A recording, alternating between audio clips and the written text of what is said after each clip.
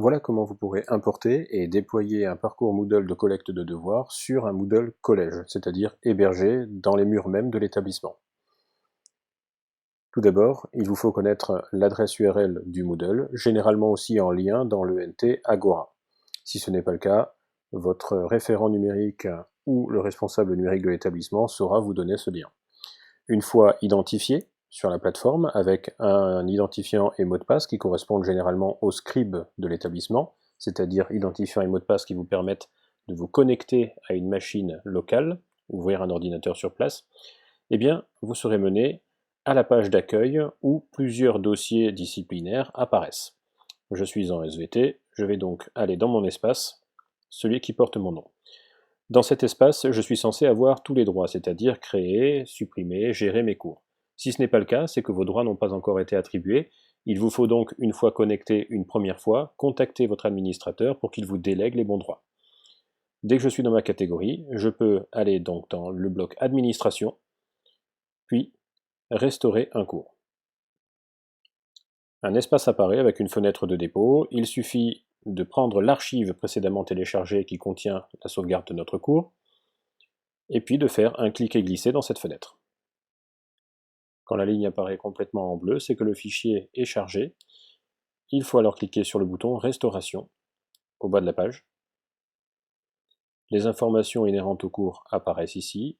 Il faut aller au bout du processus en cliquant sur Continuer. Vous aurez peut-être moins de choix que moi ici, en tant qu'admin. Il faut restaurer le cours comme un nouveau cours dans l'espace qui porte votre nom. De toute façon, vous n'aurez pas les droits pour le mettre ailleurs. Et vous cliquez sur Continuer. Ici, vous allez avoir plusieurs demandes. Il vous faut aller au bout du processus en cliquant sur Suivant, puisque généralement, c'est déjà bien paramétré.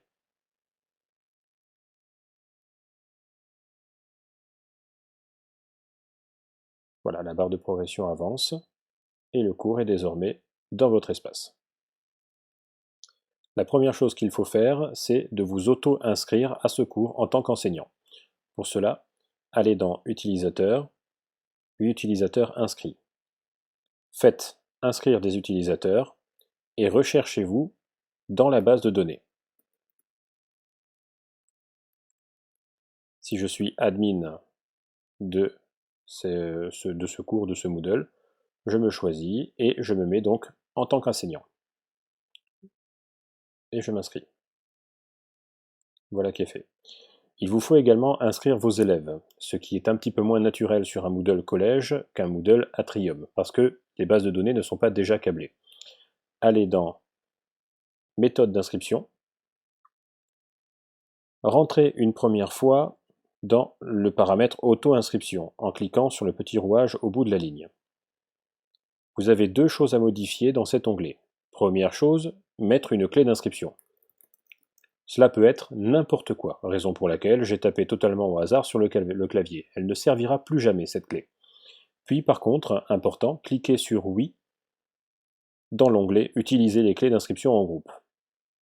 Voilà, la page est paramétrée, j'enregistre.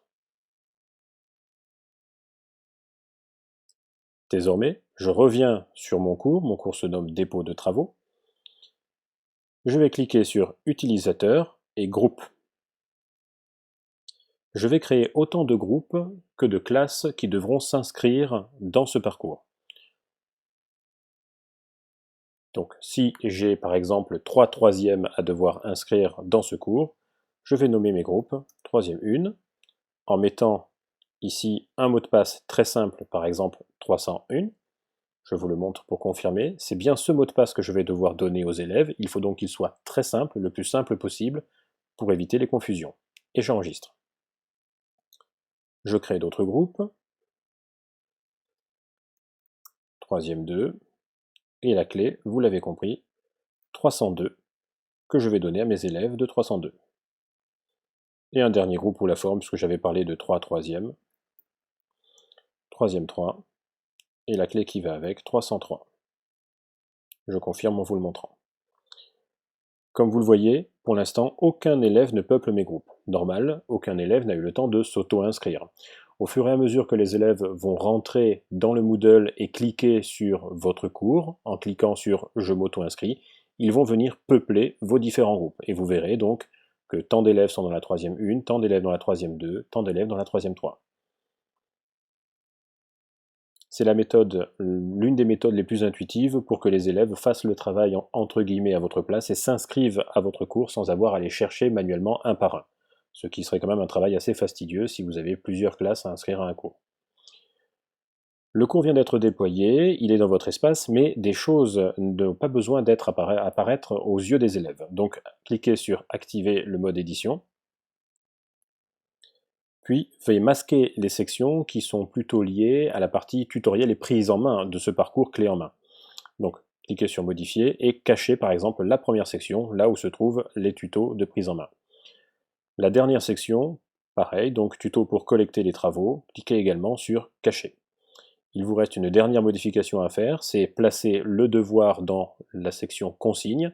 Pour cela, j'ai un PDF déjà tout prêt sur mon bureau qui comprend les documents et les consignes à réaliser pour un devoir maison.